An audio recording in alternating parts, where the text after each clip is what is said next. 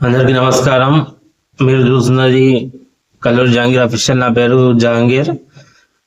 ఈ మధ్యకాలంలో చూసుకుంటే, ఈ మధ్యకాలం కాదు ఎప్పటి నుండో మనం చూసుకున్నది ఏంటంటే, చాలా మటుకైతే మొబైల్స్ మనం కొంటూ ఉంటాం. చాలా మటుకైతే మనం మొబైల్స్ కొంటూ ఉంటాం. చాలా తక్కువ ప్రైస్ ఎక్కడ ఉందో అక్కడ చూస్తూ ఉంటాం. ఇంకొకటి ఏంటంటే, మనం ఆఫ్లైన్ స్టోర్ కానీ ఆన్లైన్ పర్చేస్ చేసే ముందు అండర్ 20,000 లేకపోతే అండర్ 15,000 అలా సెర్చ్ చేస్తూ ఉంటాం. సెర్చ్ చేసేస్తాం. ఏం లేదంటే అది ఎప్పుడో లాంచ్ అయిన మొబైల్, ఆల్మోస్ట్ ఇప్పుడు కదా, అది ఎప్పుడో 2-3 years బ్యాకే లాంచ్ అయిపోయింది. దానికి ఇప్పుడు మళ్ళీ అప్డేట్స్ అంటూ ఏవి రావు. ఫంటచ్ 14 కానీ, ఆండ్రాయిడ్ 14 కానీ, 13 కానీ, 12 కానీ ఇట్లా రన్ అయ్యే మొబైల్స్ కొన్ని ఉంటాయి. అలాంటివి కొంతమంది టెక్ గురించి కొంచెం అవగాహన ఉన్న వాళ్ళు ఏం చేస్తారంటే, వీటిని అక్కడికి ఇవి మనకు సెట్ కాదు అన్నట్టు ఉంటారు. కొంతమంది ఎలాంటి బ్యాచ్ ఉంటుంది అంటే, టెక్ గురించి పూర్తిగా వీళ్ళకి అవగాహన మొత్తానికి ఉండదు. ఈ బ్యాచ్ వాళ్ళు ఏం చేస్తారంటే, ఈ మొబైల్స్ అనేది తీసుకుంటారు. ఇవి తీసుకొని ఏం చేస్తారంటే, అదే ప్రైస్ కి, అది ఎప్పుడైతే లాంచ్ చేసిన ప్రైస్ 25,000 అట్లా ఉంటుందో ఆ ప్రైజ్ చూపిస్తుంది ఆన్లైన్ లో.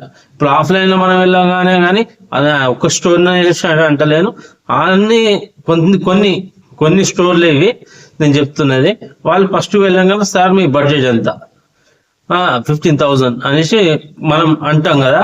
అనగానే వాళ్ళు ఏం చేస్తారు, 15,000 లా ఎప్పుడో లాంచ్ అయిన మొబైల్ తీసి మేము ముంగట పెట్టారు. సార్ మీరు దీంట్లో ఈ కెమెరా బాగుంటుంది, స్పెషల్ అన్ని బాగుంటాయి, దీంట్లో ఫీచర్స్ చాలా బాగున్నాయి, ఇది తీసుకోండి అనేసి అంటారు. కాకపోతే అది ఏంటంటే, అది ఆండ్రాయిడ్ 13 లేకపోతే 12, 14 కానీ ఆగిపోతుంది.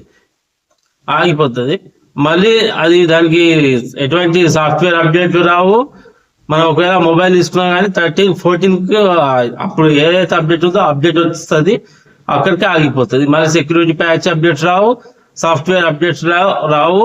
అది మొత్తం ఇది చిందరవందనంగా ఉంటుంది, ఫోన్ హ్యాంగ్ అవుతుంటుంది, చాలా ఇబ్బందికరంగా ఉంటుంది. టెక్ గురించి కొంచెం అవగాహన ఉన్న వాళ్ళు ఏం చేస్తారంటే, కొత్తగా లాంచ్ అయిన మొబైల్స్ తీసుకుంటారు కదా.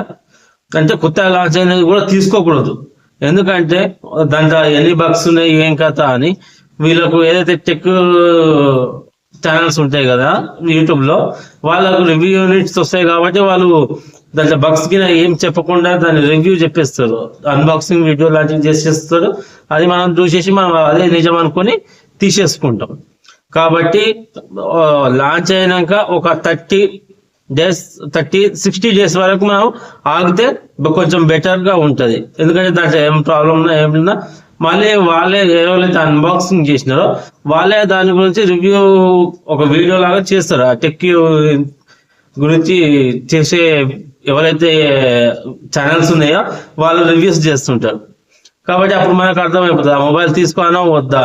ఇంకొకటి ఏంటంటే, అది ఒక 60 డేస్ తర్వాత దాని ప్రైస్ ఏదైతే ప్రైస్ ఉందో ఆ ప్రైస్ తగ్గే ఛాన్సెస్ చాలా ఉన్నాయి. ఈ లోకల్ షాప్లలో మనం ఆఫ్లైన్ స్టోర్లలో వెళ్తే వాళ్ళు ఫస్ట్ గా అడిగేది ఏది, మన బడ్జెట్ ఎంత, ఆ ఫోన్ పాతది ఏదో ఇప్పుడు లాంచ్ అయిన మోడల్ తీసి చూపిస్తారు, అవి మాత్రం తీసుకోకండి. ఎలాంటి పరిస్థితుల్లో తీసుకోకండి.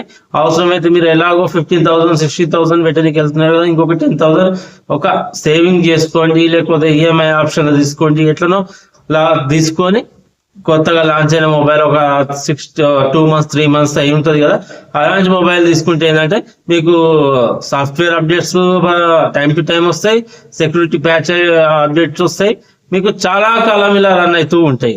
ఇంకొక బ్యాచ్ ఉంటుంది ఏంటంటే, వీళ్ళకు ఓన్లీ మొబైల్ ఉంటే చాలు, నాకు మొబైల్ రన్ అయితే చాలు అన్నట్టు ఉంటుంది. వాళ్ళు ఏంటంటే సెకండ్ హ్యాండ్ ఫోన్స్ ఎక్కడ ఉన్నాయా అని చూస్తూ ఉంటారు. ఈ మధ్య కాలంలో చూసుకున్నట్టయితే హైదరాబాద్ లో కానివ్వండి, ఇటు లోకల్ షాపులలో కానివ్వండి, ఈ ఏవైతే సెకండ్ హ్యాండ్ మొబైల్స్ ఉన్నాయో అవి విపరీతంగా దొరికేస్తున్నాయి. ఇప్పుడు iOS లో అయినా కానీ ఆండ్రాయిడ్ లో కానివ్వండి, చాలా దొరికేస్తున్నాయి. అందువలన మీరు కొనే ముందు ఒక్కటికి 2 సార్లు ఆలోచించి తీసుకోండి. సెకండ్ హ్యాండ్ మొబైల్స్ తీసుకోవద్దా బ్రదర్ అంటే తీసుకోవచ్చు. అది ఎలా అంటే అప్పుడు ఆ స్టోరు మీకు చాలా పర్చేస్తులు ఉండాలి, లేదా మీకు ఎంతో పర్చేస్తులు ఉండాలి. ఆ మొబైల్ కూడా లేటెస్ట్ గా లాంచ్ అయిన ఉండాలి. అసొంటిది అయితేనే మీరు తీసుకోండి. ఇంకొకటి దాని మీద ఈఎంఐకి ఏదో ఉందో అప్పుడు చెక్ చేసుకొని అది తీసుకోండి. లేకపోతే మీరు మ్యాక్సిమం కొత్తది తీసుకొని ప్రయత్నించండి. ఇంకా కొంతమంది ఏం చేస్తారంటే ఒక మొబైల్ తీసుకొని 6 years 7 years 10 years ఇక్కడ ఒకరున్నారు మాకు తెలిసిన వాళ్ళు. ఒకవేళ వాళ్ళు వీడియో చూస్తే ఏమనుకోకండి. వాళ్ళు ఒక దగ్గర రెడ్మీ నోట్ 7 అనుకుంటారు నాకు తెలిసి, అది ఇంకా వాడుతున్నారు. దానికి బ్యాటరీ చేపిస్తున్నారు, అన్ని చేపిస్తున్నారు. కానీ ఆ మొబైల్ అప్పుడప్పుడు స్టక్ అవుతుంటది, అప్పుడప్పుడు హ్యాంగ్ అవుతుంటది. దానికి మళ్ళీ నన్ను పిలుస్తారు, ఇది ప్రాబ్లం, ఇదేమో అయింది చూడు తమ్మి అని నాకు పిలుస్తారు. నేను చెప్తా వాళ్ళకి చాలాసార్లు చెప్పిన ఈ మొబైల్ తీసేయండి, కొత్త మొబైల్ తీసుకోండి. ఎందుకంటే వాళ్ళు ఆ ఫోన్ పే, గూగుల్ పే, ఏదైతే పేమెంట్ యాప్స్ ఉంటాయో అవన్నీ యూజ్ చేస్తారు. కాబట్టి కొత్త మొబైల్కి అప్డేట్ అయితే మీకు చాలా కొంచెం బెటర్ ఉంటుంది. ఈ మొబైల్ ఏంటంటే ఇంకా పాత మొబైల్స్ వాడుతున్నారు కదా, కొంచెం సెక్యూరిటీ పరంగా ఇబ్బందులు ఎదుర్కోవాల్సి ఉంటుంది కదా, అందుకోసం కొత్త మొబైల్కి అప్డేట్ కాండి అనేసి నేను చెప్పిన.